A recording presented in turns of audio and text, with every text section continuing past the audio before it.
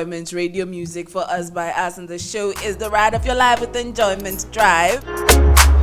With yours truly, Ria Anoko. You can call me Ria, the sugar baby. Call me when you're flying private. I always do this with my usual suspects, Mr. Oside Mintio, Trigger himself, and also DJ Otabil, the man I like to call the best DJ in the whole of West Africa. Also, today is Lifestyle Tuesday. Now, today I'm going to tell you all about how to look smart. Some of you are sharp, you are very brainy, but you don't look smart. I told you today is Lifestyle Tuesday, and I'm about to tell you give you tips on how to look smarter. Some of you are very smart, but you don't look it. Today, I have come to save your life. Now, tip number 1, talk clearly. Some of you, when you are talking, you have to take some voice and speech classes for you to be able to articulate your words. Please be able to do it so that you look smarter, so that when your vocabulary also has to be good. Sometimes it's good to have these placards or point cards. Where I said placards are the big ones, and point cards where you learn some good vocabulary, so that at the end of the day you sound smarter, you talk eloquently, so that people would be interested in what you are going to say. Now, point number 2, don't be loud. Sometimes some of you, I don't know whether you were born by the seaside or what, when you are talking, it's as if the person you are talking to is in the next building, meanwhile the person is standing right in front of you. So please don't be loud. The loud voice always hurts the ear, and people cannot relate to them on an emotional basis. This is not the approach one should take to create a good image. Number 3, eye contact. Eye contact while speaking is an important skill that shows honesty, integrity when you see a person looking elsewhere while talking. The first impression that person is unfavorable. So some of you do not know how to give eye contact while you guys are talking. So it makes you feel untrustworthy. I know people who have gone to embassies, and then when they talk, they do not give eye contact. So it is very, very, very hard for the person giving the visas to notice if they are being sincere about what they are saying or not. And then I think I met a communication specialist who told me that it doesn't necessarily have to be look into the eyes of the person. Sometimes when you look into the eyes of the person, it might seem a bit seductive, but you should look at the glabella. When I say the glabella, it's the place between your eyebrows. That place between when it comes to makeup, people say the T-zone. So you should look at the glabella of the person, so that the person might think that you are, exchanging. Because, where we come from here in Africa, looking straight into an elderly person's eye may seem like you are disrespectful to the person. But if you have this kind of technique, when you're talking to a person, it doesn't seem so awkward when looking into the eye of the person you're talking to. Now, today's question of the day is quite simple. What is the one thing that belongs to you but others use more often than you do? What is that one thing that belongs to you but others use more often than you do? DJ Otabil. I'll say my charger. Your charger.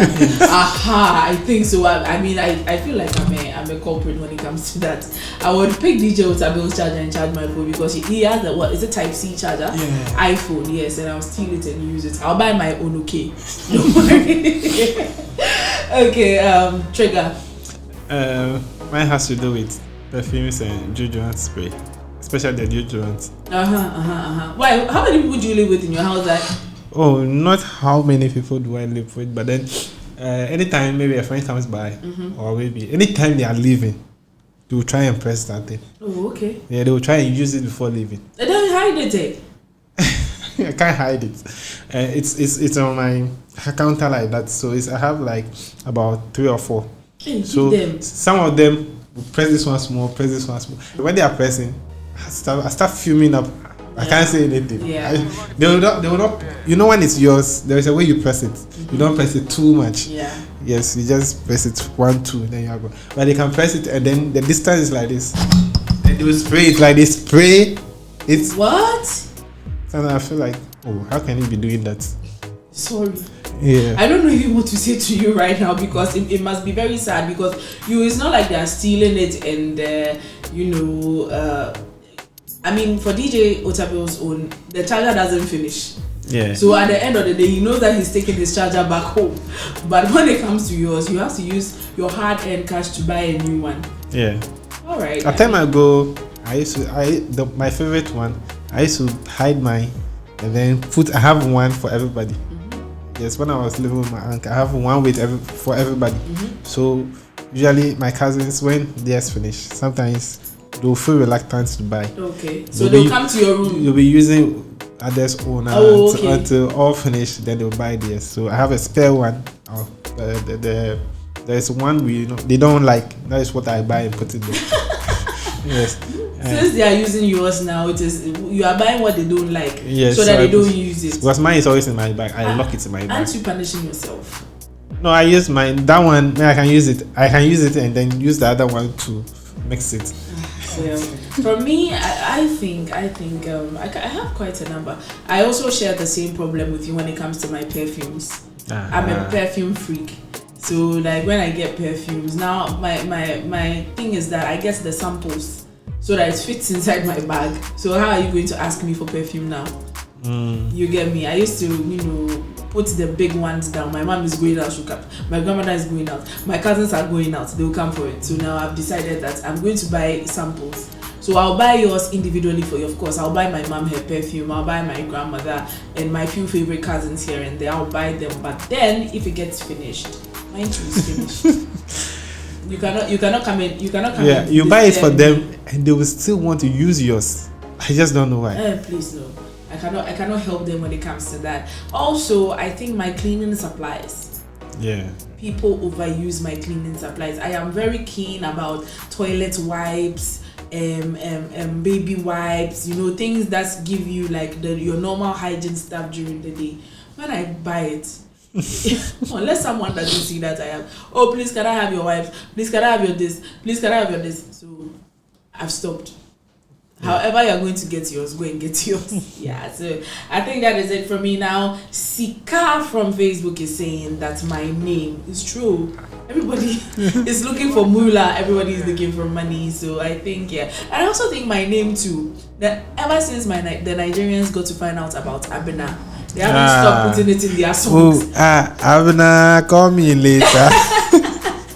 Yeah, so Abena is also, I think, my name too. So I share in Sika's sentiment and also Innocent. Innocent is that his money there, he doesn't use his own money. Other people use his money. So Innocent is making us know that it is his money. Okay, keep your comments coming on all our social media platforms, which is enjoyment_radio on Twitter, now X, and also we are Enjoyment Radio on Facebook, Instagram, Snapchat.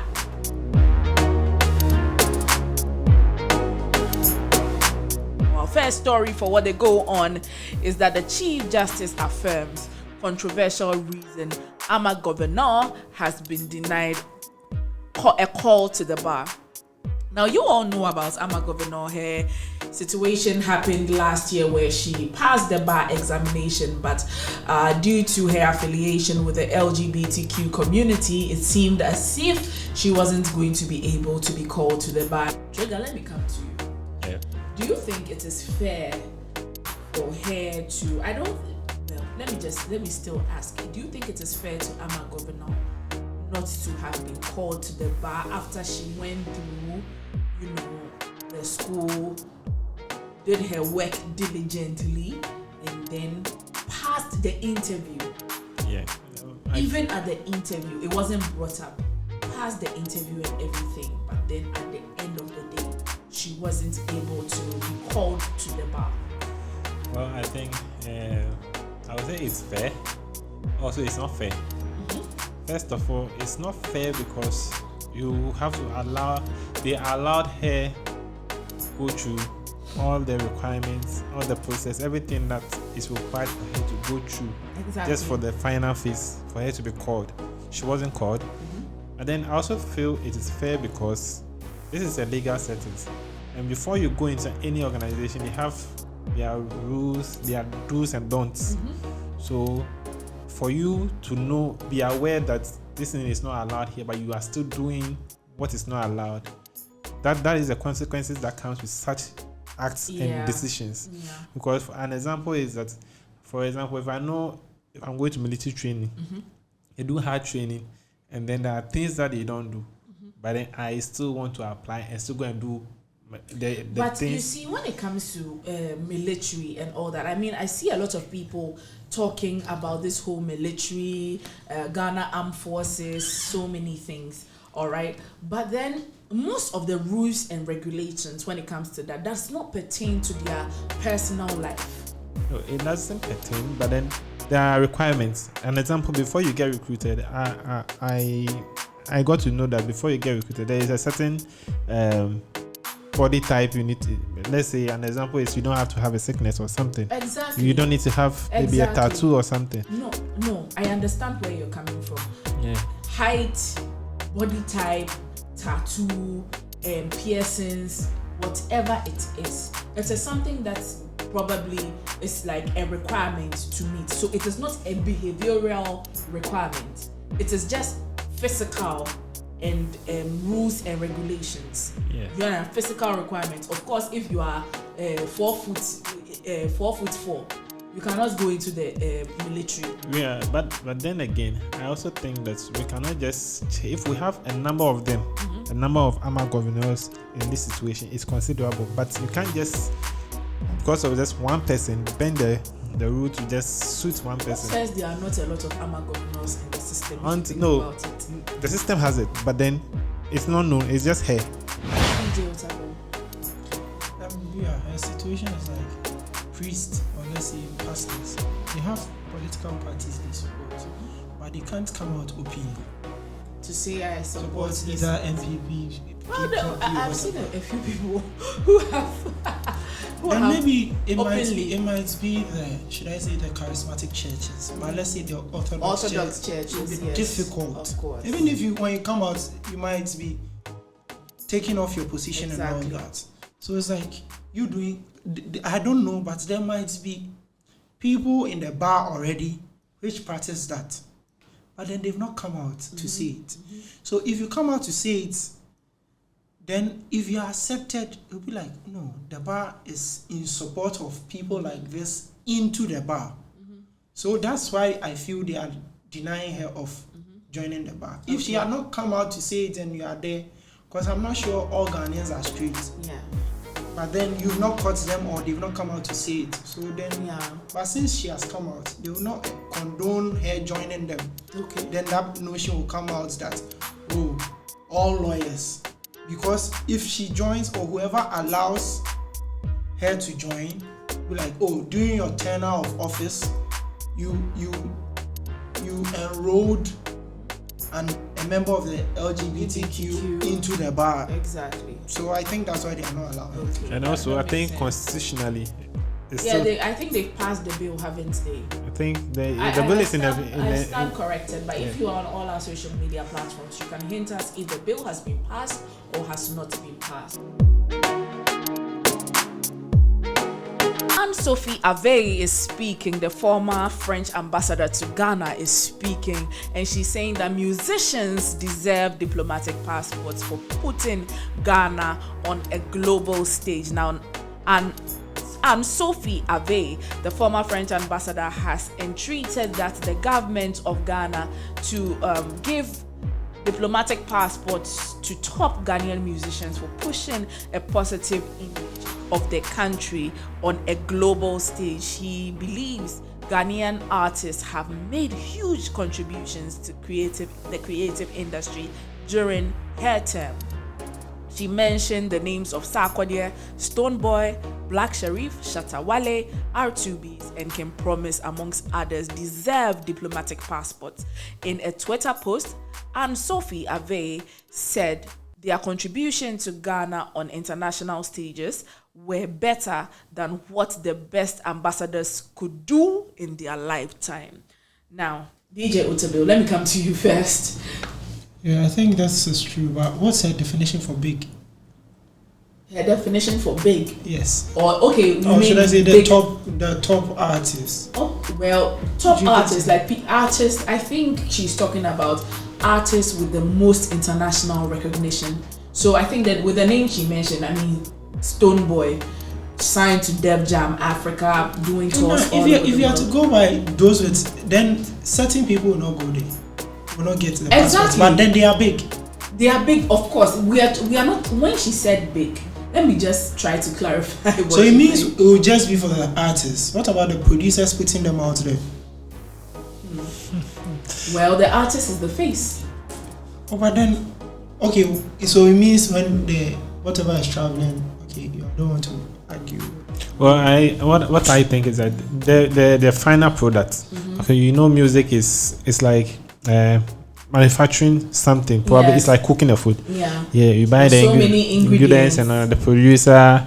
There are so many facets to the music Exactly. production. But then the final product, when the product is out there and it becomes the song that the people are listening to, the trending song, the songs that are trending, that is what will make the other people elsewhere outside our continent will be like, we want to have this experience, want to see this artist. We've heard a song, but then we have yet to see the artist. So the benefit probably a producer will get is from signing the split sheets when the song is being performed, the royalties. You know, the more they perform and they reach wider audience, the more people are likely to stream their song. Let's say the artist is given the whatever. Let me use this as you are talking about trending song. This one there's no need to argue. Yeah. The number one trending song in Ghana now is Hosanna. Yeah. Yes. By Banzi Banero. Yeah. So are you trying to say that we should give him a? No, I don't think so. Why? I don't think that's what is happening. No, I'm talking about what he just said. Wait. From what we are reading, I was building up to a point. Yeah. Now what we just read, she's trying to say that over the year, these are not just guys that have just traveled once to just go and play a show and come back. Or and have just one song under These their are belt. guys that release projects. No, Yes.